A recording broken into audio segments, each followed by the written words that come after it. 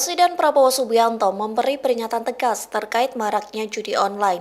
Terlebih kasus judol telah menyeret pegawai Kementerian Komunikasi dan Digital, yakni Komdigi.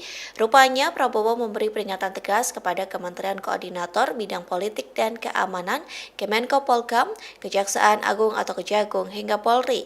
Dikutip dari Kompas.com, hal itu disampaikan Menteri Komunikasi dan Digital Mutia Hafid pada Rabu 6 November. Ia mengatakan Presiden kerap kali membahas terkait kasus judi online.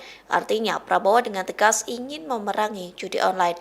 Mutia mengatakan Prabowo memperingatkan kepada beberapa institusi atau lembaga seperti Polri, Jaksa Agung, dan Kemenko Polhukam. Presiden meminta agar ketiga institusi itu tidak saling membackingi atau memberikan bantuan perlindungan terhadap kasus judol.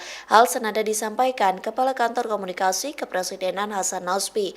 Ia mengatakan Prabowo menekankan kepada jajarannya agar tidak main-main dalam mengatasi 4 persoalan penting di Indonesia, adapun diantaranya judi online, narkoba, penyelundupan, dan korupsi. Download Tribun X sekarang, menghadirkan lokal menjadi Indonesia.